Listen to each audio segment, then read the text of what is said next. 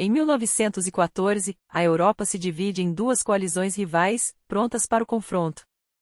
De um lado, a Tríplice Entente, França, Grã-Bretanha e Rússia, unidas pelo temor do crescente poder alemão.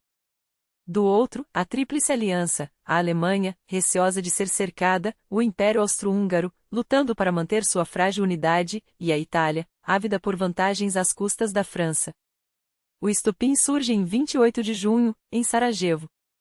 O arquiduque Franz Ferdinand, herdeiro do trono austro-húngaro, é assassinado por Gavrilo Princip, um nacionalista eslavo de apenas 19 anos. Viena acusa a Sérvia de envolvimento e impõe um ultimato humilhante.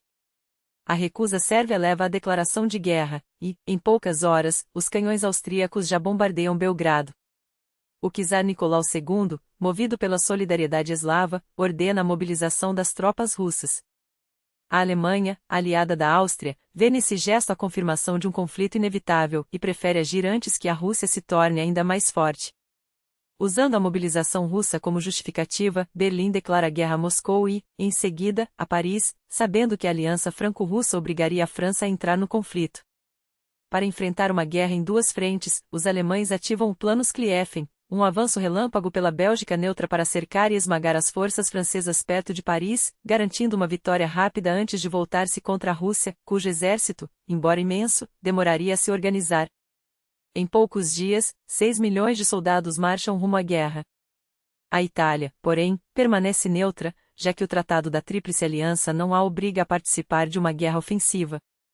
Os Estados Unidos também se declaram neutros, nem o presidente Wilson nem a população americana têm interesse em se envolver nos conflitos europeus. A Grã-Bretanha, aliada da França, hesita inicialmente, mas quando as tropas alemãs invadem a Bélgica, cujo território Londres se comprometeu a proteger, um ultimato é enviado a Berlim: retirem-se ou enfrentem as consequências. A recusa alemã selou a entrada britânica na guerra. Enquanto isso, a resistência belga em Liege atrasa o avanço alemão por dias cruciais, e relatos de massacres contra civis belgas amplificados pela propaganda aliada inflamam a opinião pública contra a Alemanha em nações neutras. A França, desconhecendo a estratégia de cerco alemão, lança o Plano 17, uma ofensiva direta em território inimigo. Mas na Batalha das Fronteiras, as tropas francesas são repelidas com perdas devastadoras. Os britânicos, superados em número, também recuam após o confronto e Monsenhor momento decisivo chega às margens do Marne, a 40 quilômetros de Paris, onde um contra-ataque desesperado dos aliados salva a capital e força a retirada alemã, mas a um custo terrível, quase 250 mil baixas de ambos os lados. Começa então a corrida ao mar, uma série de manobras para flanquear o inimigo ao norte, culminando na primeira Batalha de Ypres, onde os aliados, mesmo à beira do colapso, conseguem conter o avanço alemão. Mais uma vez, as perdas são brutais.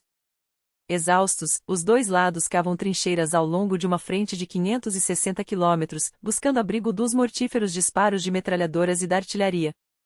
A guerra de trincheiras havia começado. No mar, a Marinha Britânica, a mais poderosa do mundo, sai vitoriosa em Helgolândia, afundando 3 cruzadores alemães. Com 29 encouraçados modernos contra 19 da Alemanha, Londres impõe um bloqueio naval, cortando o fornecimento de alimentos e materiais estratégicos ao inimigo, com o objetivo de asfixiar sua economia. Mas uma semana depois, o cruzador HMS Pathfinder torna-se a primeira vítima de uma arma revolucionária, o torpedo lançado por submarino.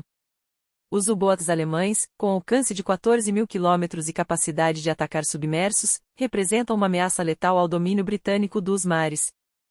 No fronte oriental, os russos invadem a Prússia Oriental, mas são surpreendidos em Tannenberg, onde os generais Hindenburg e Ludendorff orquestram uma vitória esmagadora, 90 mil prisioneiros e uma divisão russa aniquilada.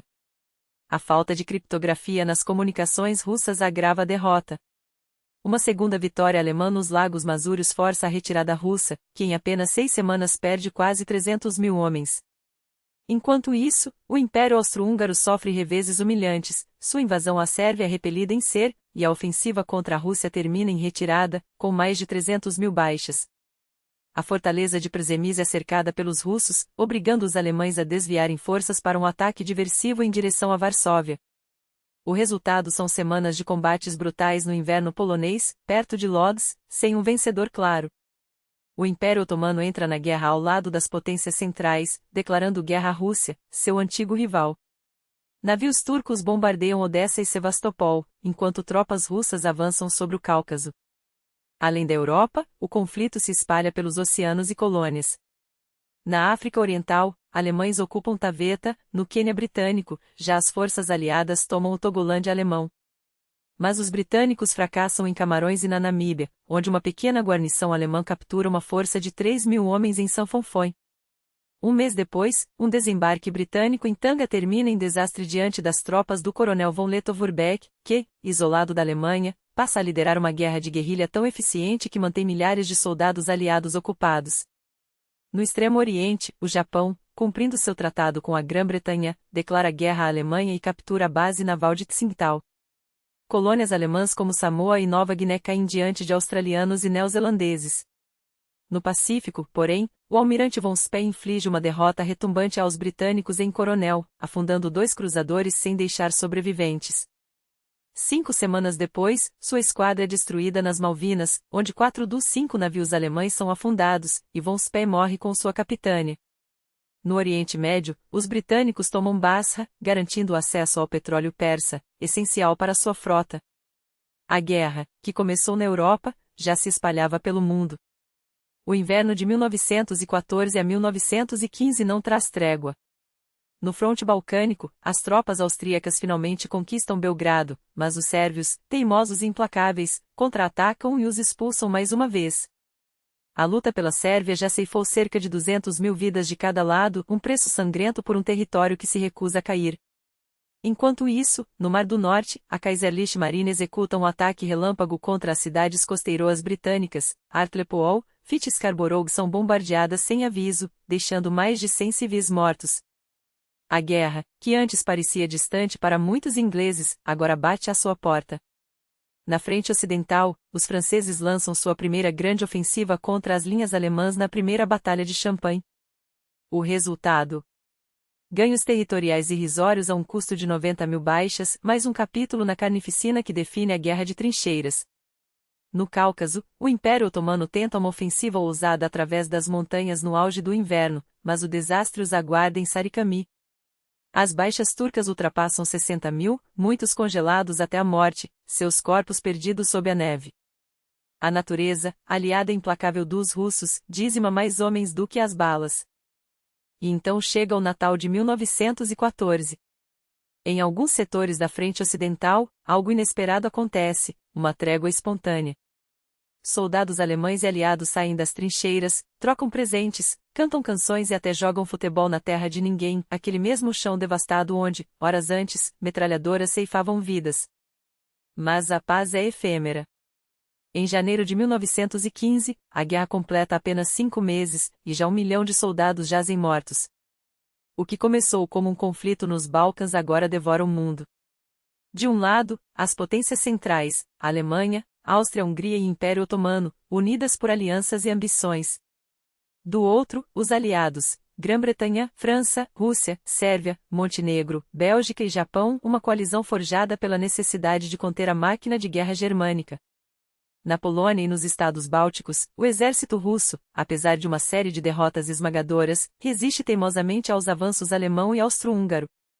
Os austríacos, por sua vez, sangram sem conseguir dobrar a Sérvia, uma vergonha que corrói o prestígio de Viena.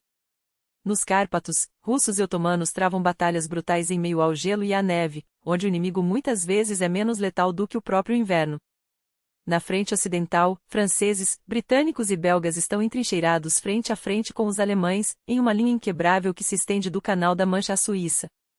A guerra de posições se instala, e com ela, a inovação macabra. A Alemanha lança os primeiros Zeppelins em missões de bombardeio sobre a Inglaterra, atingindo os portos de King's Lynn e Great Yarmouth. Casas são destruídas, 4 civis morrem, o primeiro gosto amargo da guerra aérea estratégica. No mar, a Batalha do Banco de Dogger mostra a superioridade naval britânica, um cruzador alemão é afundado, mas o restante da esquadra germânica escapa. O domínio dos mares permite à Grã-Bretanha impor um bloqueio naval à Alemanha, cortando o fluxo de alimentos e suprimentos vitais. Berlim responde com sua própria arma, declara as águas ao redor das ilhas britânicas zona de guerra, onde seus U-boats afundarão navios mercantes aliados sem aviso. O objetivo é claro, famar a Grã-Bretanha até a rendição. Enquanto isso, no leste europeu, o marechal de campo Paul von Hindenburg lança uma ofensiva de inverno que esmaga os russos na Segunda Batalha dos Lagos Mazúrios. As perdas russas chegam a 200.000 homens, metade deles rendendo-se ao frio e à fome. Mas contra a Áustria-Hungria, os russos têm mais sucesso. Após um cerco de 4 meses, a fortaleza de Przemyśl cai, rendendo 100.000 prisioneiros austríacos. O Império dos Habsburgo já perdeu 2 milhões de homens, um preço insustentável. Os aliados, porém, não se limitam à Europa.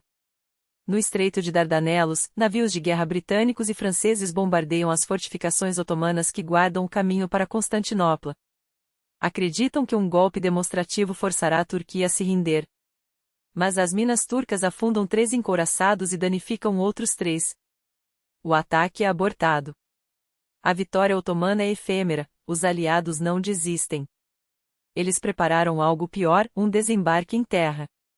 Na fronte ocidental, os britânicos atacam em Neuve-Chapelle, mas o avanço é detido por arame farpado e metralhadoras. As tropas britânicas e indianas sofrem 11.000 baixas, quase um quarto da força atacante. 6 semanas depois, em Ypres, os alemães lançam uma arma que mudará a guerra para sempre, gás cloro. Uma nuvem letal varre as trincheiras aliadas, forçando uma retirada caótica. Mas os alemães, sem reservas suficientes, falham em capitalizar a vantagem. Começa então uma corrida armamentista química, com ambos os lados distribuindo máscaras de gás rudimentares aos seus soldados. Enquanto isso, no Mediterrâneo, os aliados desembarcam tropas em Gallipoli, incluindo os ANZACS, os corajosos soldados australianos e neozelandeses. O objetivo é silenciar as baterias costeiroas que impedem a frota aliada de alcançar Constantinopla. Mas os turcos, liderados por Mustafa Kemal, resistem com ferocidade. Os invasores ficam presos perto das praias, sob fogo constante. Um dia antes dos desembarques, o Império Otomano inicia algo ainda mais sinistro, a deportação sistemática e o extermínio dos armênios. Acusados de colaborar com os inimigos da Turquia, centenas de milhares de homens, mulheres e crianças são enviados em marchas da morte rumo ao deserto sírio, onde são abandonados para morrer de sede e fome. Quando a poeira baixa, mais de 1 milhão de armênios foram massacrados. Os aliados denunciam o ocorrido como um crime contra a humanidade e a civilização, prometendo julgar os responsáveis.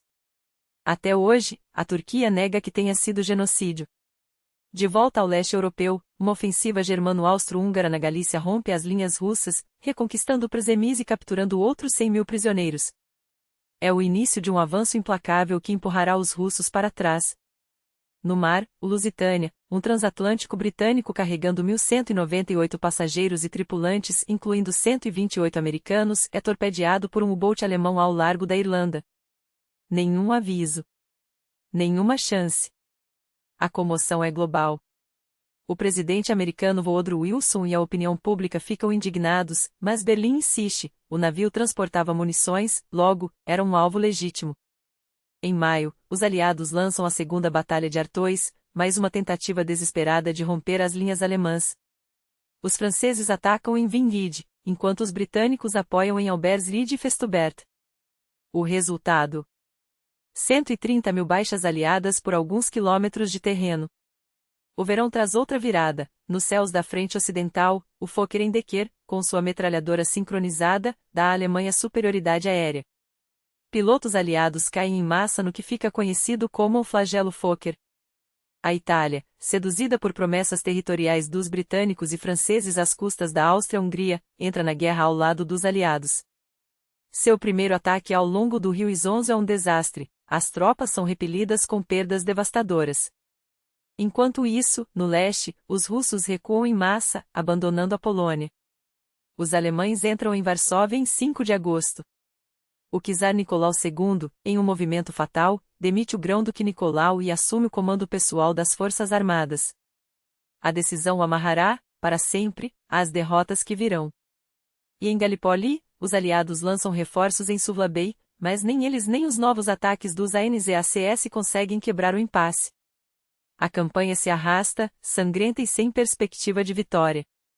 A guerra, que deveria ter terminado rápido, agora se estende sem fim à vista e o pior ainda está por vir. O sofrimento não escolhe lado. nas trincheiras de Galípoli, na lama da frente ocidental ou nos Balcãs devastados, soldados de ambos os lados são esmagados não apenas pelas balas inimigas, mas pela fome, pelas doenças e por um calor implacável que transforma os corpos em presas fáceis para os enxames de moscas. A guerra não é mais apenas uma batalha de exércitos, é uma prova de resistência humana contra a própria natureza, que parece ter se voltado contra eles. E o mar não oferece refúgio. Em 19 de agosto, o SS Arabic, um transatlântico civil, é torpedeado por um U-boat alemão.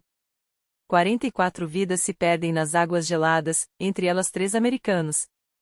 Os protestos de Washington são imediatos e furiosos. A Alemanha, pressionada, recua, ordena o fim dos ataques a navios de passageiros. Mas a trégua é frágil. O mundo já sabe que, na próxima provocação, a paciência dos Estados Unidos e sua neutralidade poderá se esgotar. Enquanto isso, na frente ocidental, os aliados lançam sua maior ofensiva até então, uma investida desesperada para romper as linhas alemãs e aliviar a pressão sobre a Rússia, já à beira do colapso. Os franceses avançam em Artois e Champagne, os britânicos, armados com gás venenoso, atacam em Loos. Os primeiros ganhos são promissores até que a realidade da guerra moderna os engole. As tropas afundam na lama, nas crateras de obuses, nos corpos empilhados. Os números são estarrecedores, dezenas de milhares de baixas em poucos dias, sem nenhum avanço estratégico. A guerra de movimento virou um massacre estático. Na Grécia, os aliados desembarcam em Salônica, sonhando com um novo fronte que possa salvar a Sérvia. Mas chegam tarde demais. A Bulgária, atraída pela promessa de territórios, junta-se às potências centrais. Em 2 semanas, o exército sérvio é esmagado. O que resta da nação, soldados e civis, inicia uma retirada épica pelas montanhas albanesas, um êxodo de fome, neve e morte. Quando a poeira baixa, 1/3 do exército sérvio está morto. Nenhum outro país pagará um preço tão alto, proporção por proporção, nesta guerra. Na Itália, o general Cadorna insiste em jogar suas tropas contra as posições austro-húngaras no Isonzo. Os ataques são frontais, sangrentos, inúteis. Os defensores, mesmo em menor número, dominam as alturas, transformando cada assalto em um banho de sangue.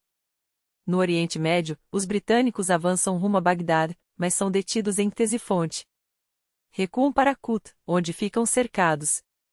O cerco se estenderá por meses, até que a fome e a doença façam o trabalho que os turcos não conseguiram terminar. E então, o inevitável, a retirada de Galípoli. Depois de 8 meses de carnificina, 250 mil baixas e nenhum ganho territorial, os aliados abandonam a campanha em segredo. Em uma operação tão precisa quanto desesperada, 83 mil homens são evacuados sob o nariz dos turcos, sem uma única baixa. É um dos poucos sucessos táticos da guerra, mas não apaga o fracasso estratégico. 1915 termina como começou, com promessas de vitória e um rastro de cadáveres. Os aliados deveriam ter buscado a paz. Mas a máquina da guerra já está em movimento, e ninguém sabe como pará-la. Em vez de negociar, ambos os lados preparam ofensivas ainda maiores para 1916, convencidos de que a próxima batalha, a próxima tática, o próximo sacrifício massivo será o golpe decisivo. A ilusão persiste, a guerra ainda pode ser ganha. Ainda pode ser curta. Mas a realidade é outra. A Europa já está irreconhecível. Os bloqueios navais começam a estrangular nações inteiras, a fome se espalha, o carvão falta, as cidades escurecem. Enquanto isso, milhões de mulheres assumem as fábricas, os campos, os escritórios, substituindo os homens enviados para morrer nas trincheiras. A guerra não é mais um conflito entre exércitos, é uma transformação brutal de sociedades, uma revolução forçada pela necessidade. E o pior: todos sabem que isto é apenas o começo. A guerra já não se esconde nas sombras. Em 1916, ela irrompe com uma fúria calculada, uma tempestade de aço e sangue que varre a Europa de leste a oeste. Os aliados, desesperados para aliviar a pressão sobre Verdun e o fronte italiano, lançam ofensivas simultâneas e o preço será medido em vidas, não em quilômetros. No leste, o general Brusilov, mestre da surpresa, desferiu um golpe tão preciso que as linhas inimigas ruíram como castelos de areia. Seus soldados avançaram 100 quilômetros, capturando 200 mil prisioneiros em uma única investida. A Áustria-Hungria, já cambaleante, viu-se obrigada a desviar divisões inteiras para conter o desastre. Mas a vitória russa teve um gosto amargo, cada metro conquistado foi pago com rios de sangue, e o exército que um dia pareceu invencível agora sangrava até a exaustão. Enquanto isso, o mar se tornava um cemitério. O HMS Hampshire, levando a bordo o lendário Lord Kitchener, símbolo da resistência britânica, afundou após tocar numa mina. 650 homens desapareceram nas águas geladas de Orkney. 3 dias depois, no Adriático, o príncipe Umberto, lotado de soldados italianos, foi enviado ao fundo por um torpedo alemão. 1.900 almas se perderam num instante, num dos maiores massacres navais da guerra. A morte não escolhia lado, ela apenas ceifava. E então veio a Somme. Os aliados prometiam um golpe decisivo. Após dias de bombardeio ininterrupto, a infantaria britânica avançou apenas para ser dizimada pelas metralhadoras alemãs, intactas atrás das trincheiras.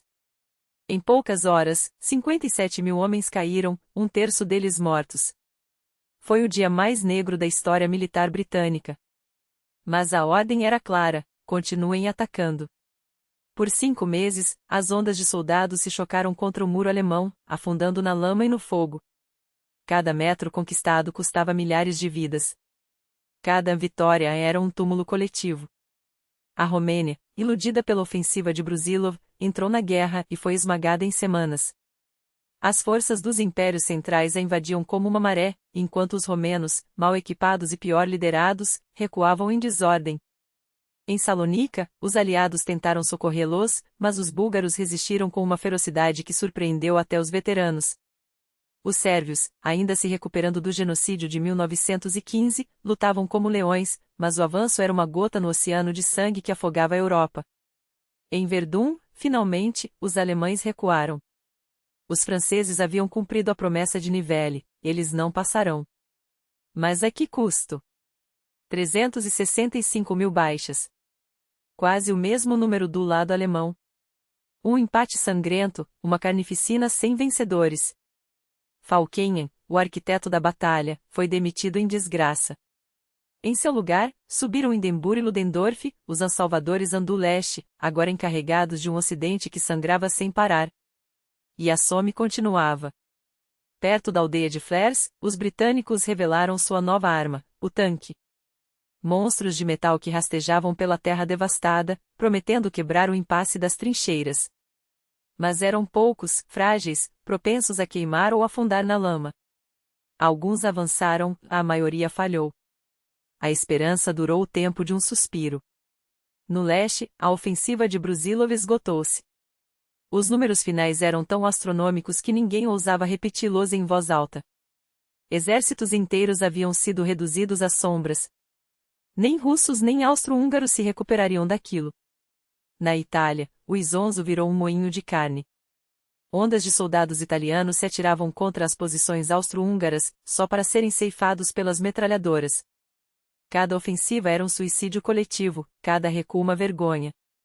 O inverno chegava, e com ele, a certeza de que 1916 não havia decidido nada, apenas aprofundado o abismo. Quando a Somme finalmente terminou, chuvas torrenciais transformaram o campo de batalha num pântano de cadáveres. Os aliados haviam avançado 10 milhas. 600.000 baixas depois. Os alemães perderam quase 500.000. Os generais se consolavam com uma matemática macabra: a este ritmo, eles ficarão 100 homens antes de nós. Mas a matemática não contava com o desespero. A Romênia, agora um cadáver político, viu seus sobreviventes se juntarem aos russos no leste, um exército de fantasmas, à espera do próximo golpe. Em Viena, o velho imperador Francisco José, que reinará desde 1848, morreu. Seu sucessor, Carlos I, herdava um império à beira do colapso. Em Londres, Ascot caiu. Seu lugar foi ocupado por David Lloyd George, um homem que prometia vitória a qualquer custo.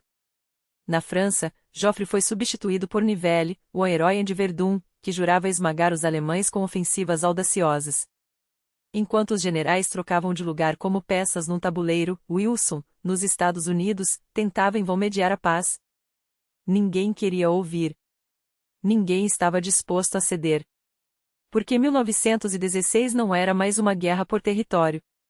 Era uma guerra de exaustão. Um duelo para ver quem aguentaria mais, quem suportaria perder mais filhos, mais cidades, mais esperança.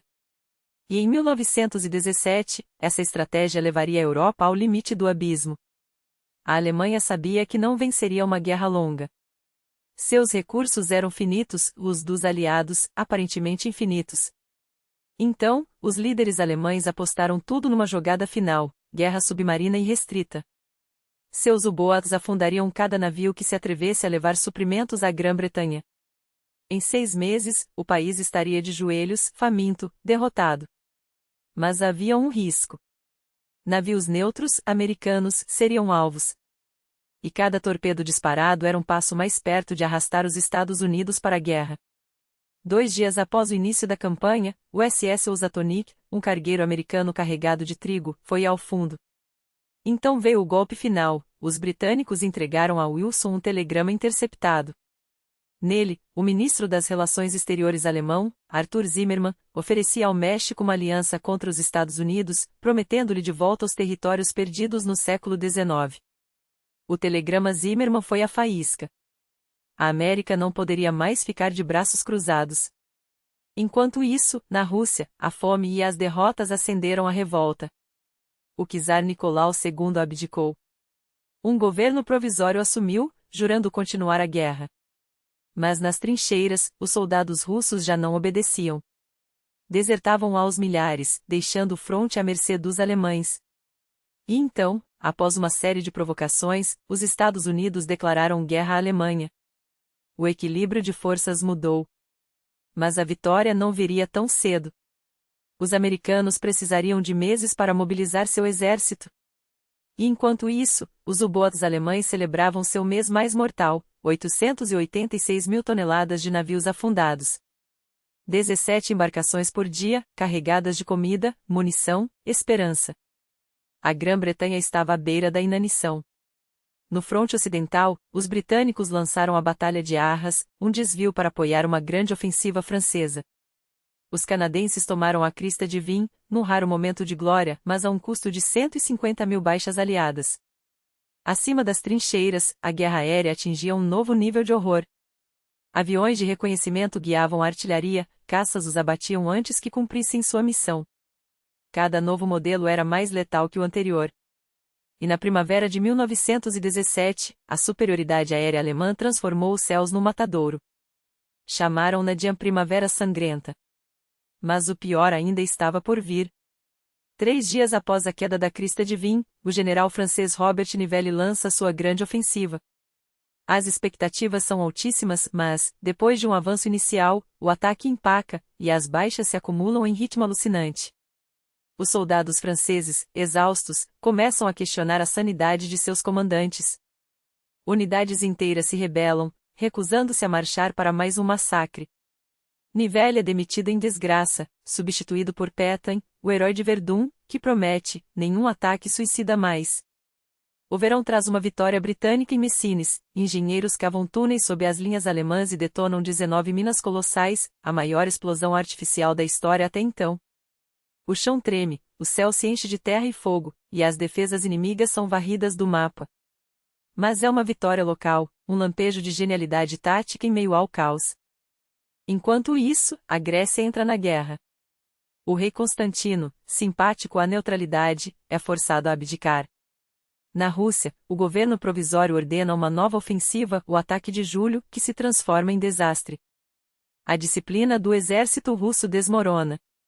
Os soldados, famintos e desiludidos, abandonam as trincheiras. As potências centrais avançam quase sem resistência.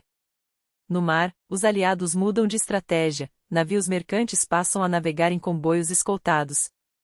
As perdas para os U-boats despencam. A maré começa a virar. Mas na Alemanha, o descontentamento ferve.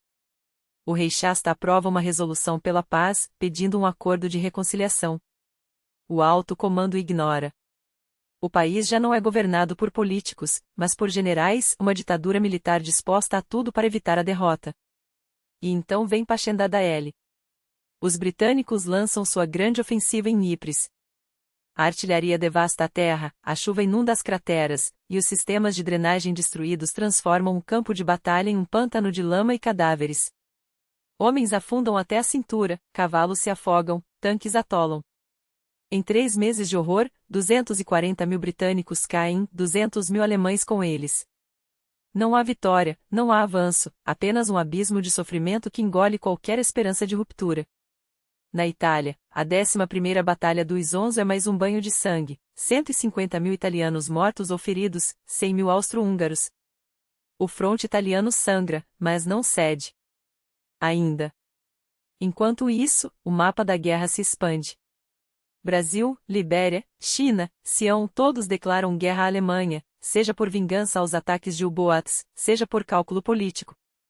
A China envia dezenas de milhares de trabalhadores para servir nas trincheiras, nas fábricas, nos portos dos aliados.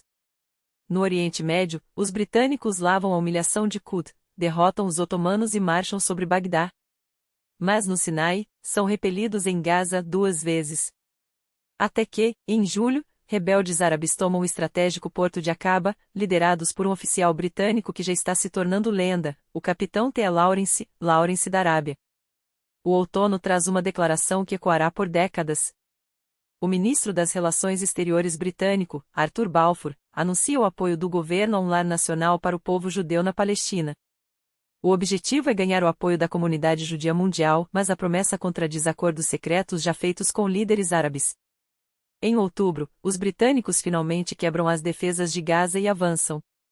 6 semanas depois, o general Allenby entra em Jerusalém, por fim a 4 séculos de domínio otomano. Mas a Rússia está em frangalhos. Com o exército em colapso, a Alemanha transfere tropas para a Itália. Em Caporetto, o ataque austro-alemão esmaga as linhas italianas. Em poucos dias, avançam 110 quilômetros, capturam 250 mil prisioneiros. Divisões britânicas e francesas, já esgotadas no fronte ocidental, são desviadas às pressas para tapar a brecha. Então, a Revolução. Em novembro, os bolcheviques de Lenin tomam o poder. Sua primeira prioridade, acabar com a guerra. Na França, Georges Clemenceau assume como primeiro-ministro. Apelidado de O Tigre, ele promete guerra total e vitória total. Mas no final de 1917, a vitória parece distante. A Rússia abandonou a luta. O exército francês ainda se recupera das rebeliões. O fronte italiano quase ruí. E os americanos? Ainda são uma promessa no horizonte. Por enquanto, só os britânicos mantêm a ofensiva. Em Cambrai, lançam o primeiro grande ataque de tanques da história. Quase 400 máquinas de aço rompem as linhas alemãs, avançando quilômetros em um só dia. Mas os tanques quebram, a infantaria não acompanha, e os alemães contra-atacam. Os ganhos evaporam. A Finlândia declara independência. A Romênia, isolada pelo colapso russo, assina um armistício. 6 dias depois, a Rússia faz o mesmo. O fronte oriental desaparece. 1917 termina com um balanço brutal, os aliados perdem seu maior exército, mas ganham um novo aliado, os Estados Unidos. A Alemanha sabe que só uma vitória militar pode salvá-la agora. E começa a preparar o golpe final para a primavera de 1918. 1918, 3 anos e meio de guerra, e os aliados estão à beira do abismo. A Rússia, arrasada pela Revolução, assina a paz com as potências centrais. Centenas de milhares de soldados alemães serão redirecionados para o fronte ocidental, onde as trincheiras já devoraram mais de 1 milhão de vidas. Mas a Alemanha também está desesperada. O bloqueio naval britânico sufoca sua economia, faltam comida, faltam munições, a fome e a revolta crescem nas cidades. Enquanto isso, a entrada dos Estados Unidos na guerra injeta sangue novo nos aliados, homens, armas, recursos em escala industrial. A Alemanha tem uma janela estreita, vencer antes que os americanos cheguem em massa. O presidente Wilson lança seus 14 pontos, um plano para o pós-guerra, com fim aos tratados secretos, redução de armamentos, autodeterminação dos povos e uma Liga das Nações para evitar novos conflitos. Os líderes europeus sorriem educadamente e ignoram. Sonhos de um acadêmico, dizem, enquanto preparavam suas próximas batalhas. Em Brest-Litovsk, a Rússia bolchevique assina a paz. O preço é terrível, perde a Ucrânia, a Polônia, os países bálticos. Mas Lenin não hesita. 500.000 de soldados alemães são liberados para o Ocidente, onde o general Ludendorff planeja a ofensiva derradeira, um ataque massivo, tudo ou nada, para quebrar os aliados antes que seja tarde. E em março, o inferno se solta. Ao norte, os canhões alemães rugem em direção aos portos do canal, o alvo estratégico que poderia asfixiar a Grã-Bretanha. Mas os britânicos, endurecidos por anos de guerra, resistem com uma ferocidade que surpreende até os seus próprios generais. As baixas alemãs se acumulam em montanhas de corpos, e a tão sonhada ruptura nunca chega. Enquanto isso, no céu sobre as trincheiras, a guerra aérea atinge um clímax sangrento.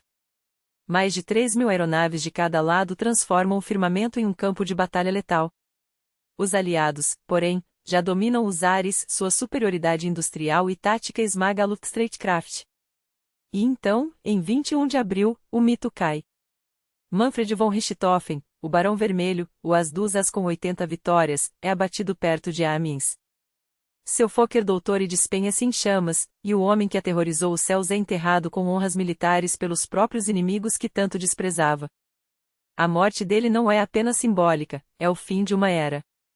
Enquanto os sinos dobram pelo Barão, a Independent Bombing Force britânica lança seu primeiro ataque diurno sobre Colônia, inaugurando uma nova e sinistra fase da guerra, a campanha de bombardeio estratégico, que um dia reduzirá cidades a escombros. No chão, Ludendorff, teimoso, vira suas divisões esgotadas para o sul, desta vez contra os franceses. Os alemães avançam 50 quilômetros em um ímpeto desesperado, mas esbarram no Marne, o mesmo rio que, 4 anos antes, havia barrado seu avanço sobre Paris.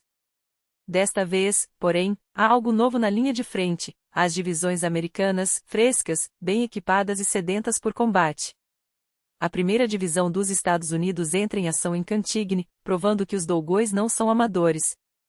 3 dias depois, a segunda divisão escreve seu nome na história em Belial Wood, onde, sob fogo cerceador, os fuzileiros americanos carregam contra metralhadoras alemãs com uma determinação que choca até os veteranos europeus.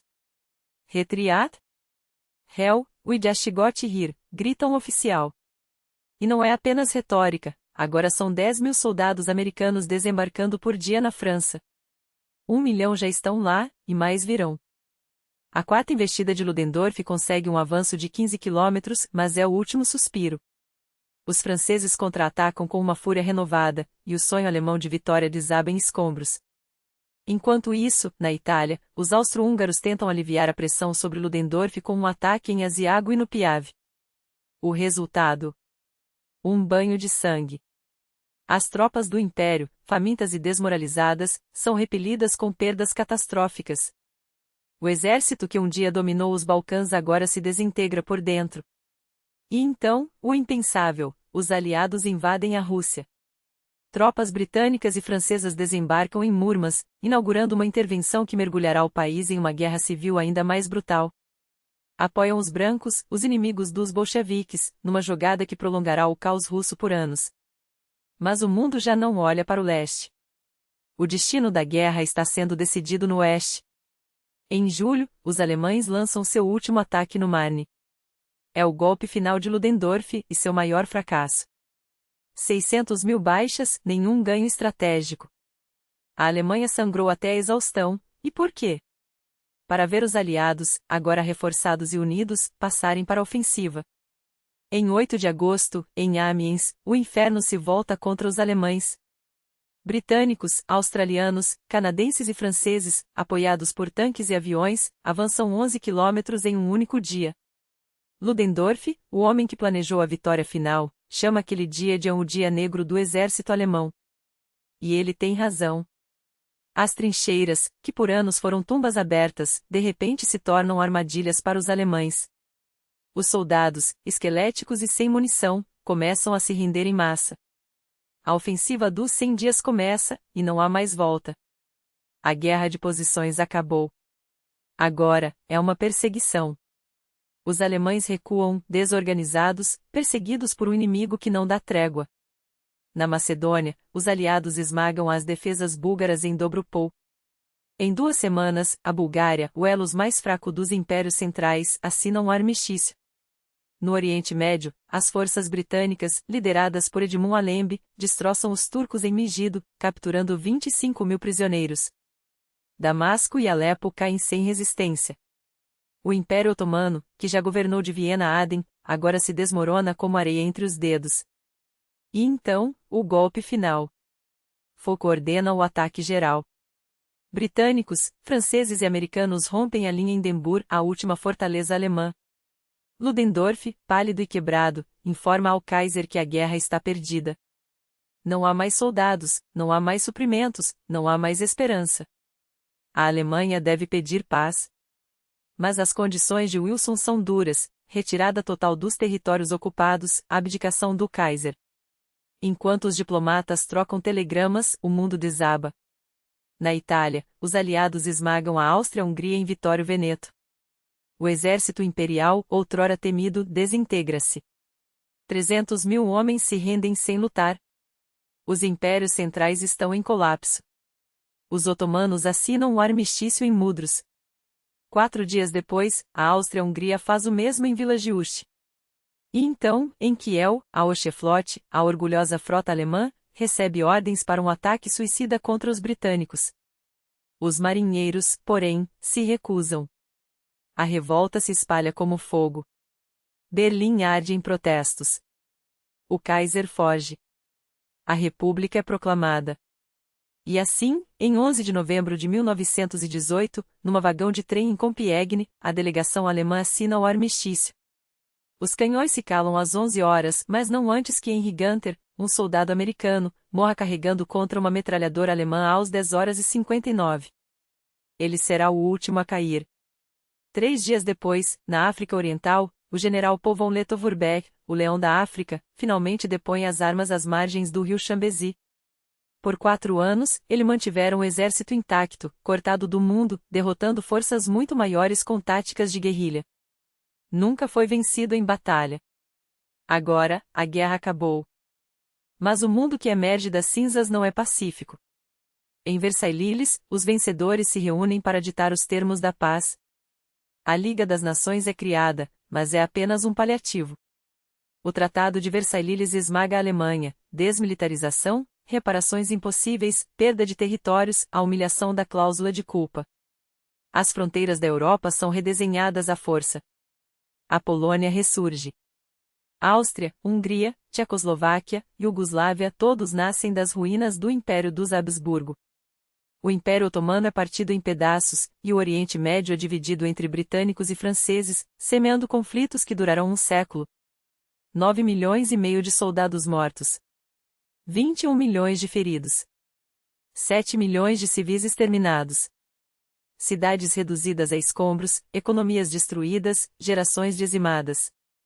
A guerra que deveria acabar com todas as guerras, na verdade, deu à luz o século mais violento da história. O mundo nunca mais seria o mesmo. E o pior: ninguém havia aprendido a lição.